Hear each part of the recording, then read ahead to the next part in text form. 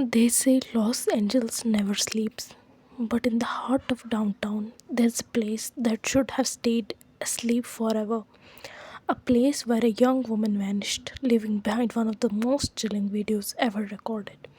A video that still to this day no one can explain. Her name was Alyssa Lam, and this is her story.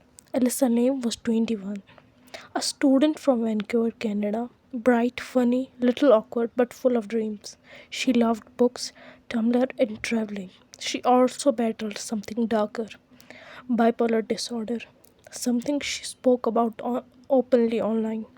Alyssa had decided to take a solo trip down West Coast from San Diego to Los Angeles. She called it her West Coast adventure. Every stop, she wrote updates to her followers, funny posts, book quotes, little piece of her heart, until the post suddenly stops. January 28th, 2013, Alyssa checked in Cecil Hotel, a building with a history as dark as the city itself.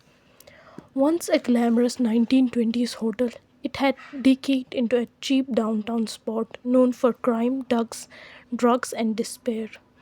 Serial killers had stayed there, people had died there, locals whispered it was cursed.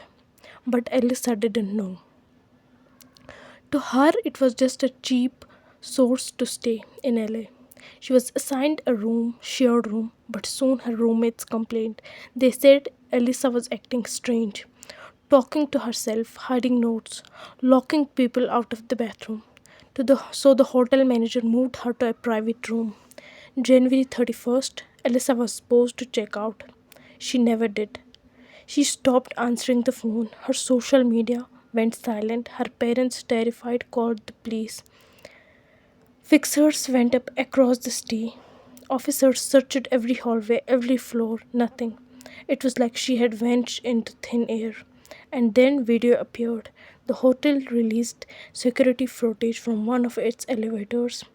Time stepped February 1st, 2013. Alyssa walks in wearing a red hoodie and black shorts. She presses several buttons, but the elevator doors don't close. She steps out, peeks into hallway, then back in pressing herself against the wall, hiding herself as if someone was chasing her. Her hands move erratically, twisting, searching almost like she was talking to someone or someone we can't see. Then she steps out again, walks away, and disappears. The door finally closes. Video went viral. Millions watched frame by frame, searching for answer.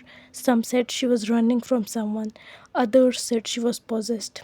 But one thing was certain, no one saw her again after that moment. Weeks passed, the mystery grew colder, until guests at Cecil began to complain. The water pressure's low. Water tastes funny, they said. Maintenance was sent to check the rooftop water. When the workers climbed up and opened the tank, he froze.